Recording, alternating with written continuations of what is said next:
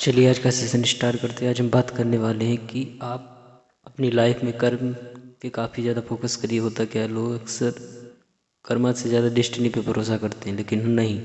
But आप अपने कर्म पे ज़्यादा फोकस करिए, क्योंकि आपका कर्म ही डिटरमाइन करेगा आप किस डायरेक्शन में अपनी लाइफ को या किस ट्रैक पे अपनी लाइफ को ले जाने वाले। अक्सर होता है ये लोग अपनी लगातार मेहनत करते रहते हैं, बट वो क्या करते हैं, कुछ ना कमी उनमें कमी सी रह जाती है। वो पूरे अपने 100% वर्क को ऑपरेट नहीं कर पाते हैं।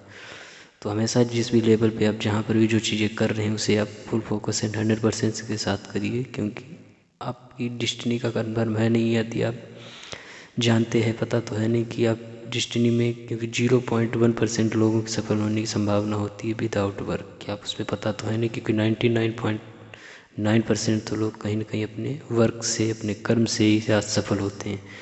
तो चलिए आज एक कहानी शेयर करता हूँ आपके साथ, काफ़ी ज़्यादा बदलाव ला सकती है। कहानी है दो किसानों की जो छोटे से गांव में रहते हैं। दोनों अपनी फसलों को समय के साथ साथ तैयार करते रहते हैं।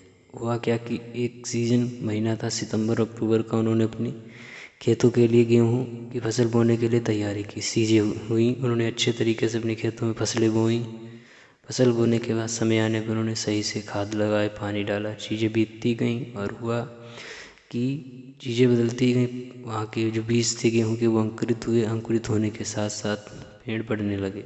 अब जो एक किसान, जो कि एक पहला किसान था जो कर्म पे भरोसा करता था, बल्कि दूसरा था जो डिस्टिनी पे भरोसा करता था।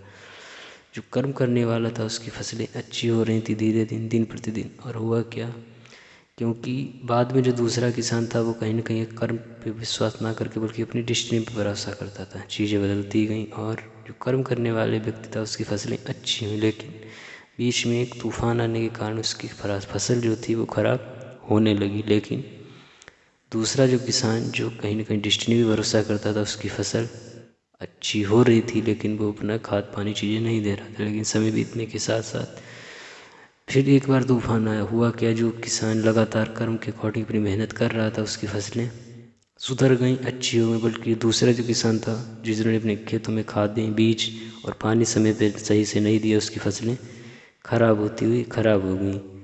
अंततः हुआ क्या, जो कर्म करने वाला किसान था उसकी फसल काफ़ी अच्छी तैयार हुई। उस तरीके से उसे अच्छे तरीके से फसल मिली। तो ये कहानी में ये बताती है कि हो सकता है जीवन में आप किसी स्टेज पे ऐसा पजल महसूस करें या ऐसा लगे कि मैं वर्क कर रहा हूँ बट रिज़ल्ट नहीं मिल रहा है। तो हमेशा ध्यान रखिए, क्योंकि रिज़ल्ट मिलने में टाइम लग सकता है। क्योंकि एक जो क्रिकेटर होता है काफ़ी लंबी पारी खेलता है। होता क्या है, 5 बॉल पे कहीं ना कहीं क्या होता है, मिस करता है। लेकिन 6 बॉल है, अगर उस पर उसने छक्का लगाया तो कहीं के सिक्सर, तो उसके लिए काफ़ी ज़्यादा हेल्पफुल होता है। तो हो सकता है आप पेशेंस रखिए, बट आप कर्म करते रहिए। ऐसा नहीं है कि आप डिस्टिनी के भरोसे बैठ जाएं, क्योंकि डिस्टिनी को आप पता ही नहीं क्योंकि आप लकी हैं या अनलकी। क्योंकि ये बात गीता में भी कही हुई है क्या, कि कर्मणेवाधिकारस्ते माँ फले सुखदाचनम माँ कर्म कले सुरभु माता संघर्ष सकटमणि। मतलब यदि आप लगातार कर्म करते रहते हैं तो कहीं ना कहीं आप अपने भाग्य को बदल सकते हैं।